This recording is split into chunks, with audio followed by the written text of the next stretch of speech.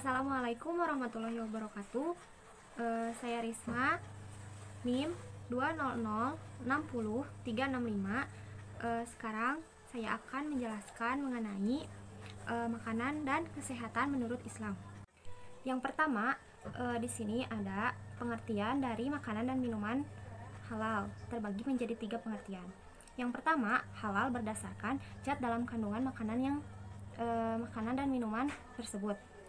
Makanan dan minuman halal tersebut telah ditetapkan kehalalannya dalam kitab Al-Quran dan hadis. Contohnya yaitu daging sapi, daging ayam, daging kambing, seperti buah-buahan, apel, anggur, dan sebagainya. Pengertian yang kedua adalah pengertian halal berdasarkan cara memperolehnya. Makanan dan minuman yang halal harus dibarengi dengan cara memperolehnya secara halal juga. Jika memperoleh makanan dengan cara yang haram seperti mencuri dan sebagainya, maka tetap saja makanan itu akan menjadi haram dan tidak halal. Pengertian yang ketiga adalah pengertian halal berdasarkan proses pengolahannya. Jika proses pengolahannya tidak dijalankan sesuai syariat Islam, maka makanan tersebut akan menjadi haram. Seperti contohnya daging sapi yang disembelih tidak sesuai dengan syariat Islam, maka itu akan menjadi haram. Maka telah disebutkan dalam Al-Quran surat Al-Baqarah ayat 168, A'udzubillahi minasyaitonirrajim, Bismillahirrahmanirrahim. Ya ayyuhan nasu kullu mimma fil ardi halalan thayyib wala tatabi'u khutuwatin syaiton innahu lakum aduwwum mubin, yang artinya, wahai manusia, makanlah dari makanan yang halal dan baik yang terdapat di bumi, dan janganlah kamu mengikuti langkah-langkah setan. Sesungguhnya setan itu musuh yang nyata bagimu. Sadaqallahul azim. Nah, yang kedua, saya akan memaparkan mengenai makanan dan minuman yang dihalalkan dan yang diharamkan. Yang pertama adalah ada makanan yang dihalalkan. Untuk makanan yang dihalalkan, yang pertama ada semua makanan dan minuman yang tidak diharamkan oleh Allah dan Rasulnya. Yang kedua, semua makanan yang baik, tidak kotor dan tidak menjijikkan. Yang ketiga, semua makanan yang tidak memberi mudarat, tidak membahayakan kesehatan jasmani dan tidak merusak akal, moral dan akidah. Yang keempat, binatang ternak seperti kerbau, sapi, kambing, domba dan lain-lain, sebagaimana dalam firman Allah Subhanahu wa taala dalam Quran surat Al-Imran ayat 1 yang artinya, telah dihalalkan bagi kamu memakan hewan ternak seperti unta, sapi, kerbau dan lain sebagainya. Dan yang selanjutnya adalah binatang hasil buruan yang diperoleh dari hutan seperti kijang, kancil atau ayam hutan halal dimakan dagingnya. Binatang yang hidup di air atau di laut, kecuali binatang itu mengandung racun atau membahayakan kehidupan manusia. Selanjutnya ada makanan yang diharamkan. Makanan yang diharamkan yang pertama adalah babi, bangkai, yang ketiga hewan yang disembelih atas nama selain Allah Subhanahu wa taala, yang keempat hewan yang memakan kotoran, yang kelima darah yang mengalir, yang keenam hewan yang diperintahkan oleh agama untuk dibunuh, yang ketujuh adalah hewan yang dilarang agama untuk dibunuh, yang kedelapan hewan bertaring, dan yang kesembilan adalah hewan berkuku tajam. Yang selanjutnya di sini ada minuman yang dihalalkan.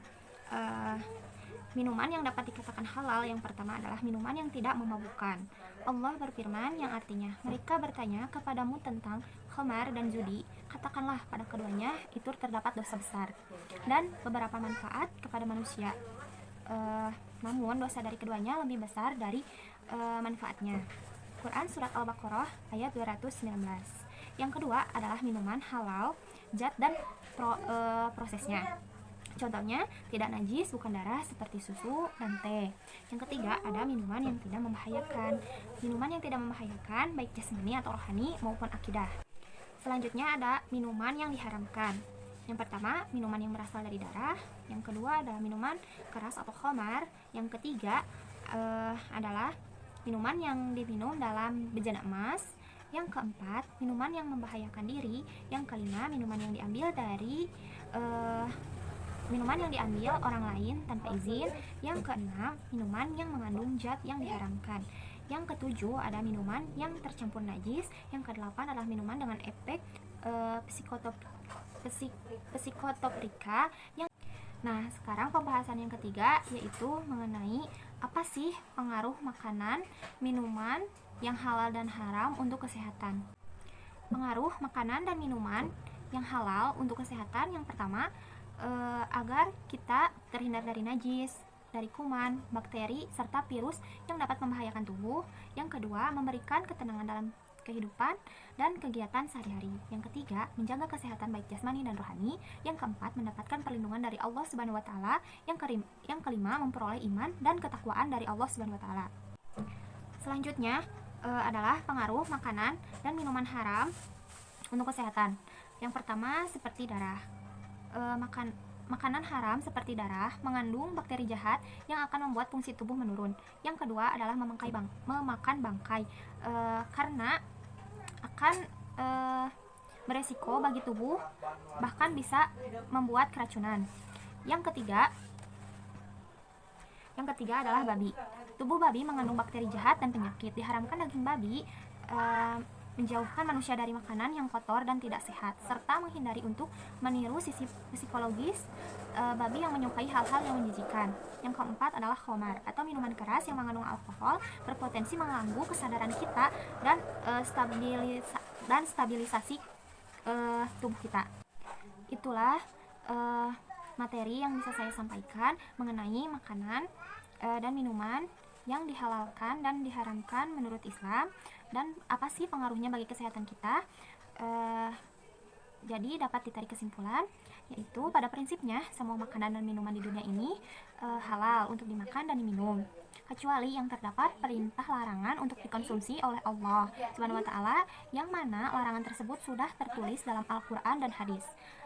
Sekian pemaparan materi mengenai makanan dan minuman haram dan halal menurut Islam.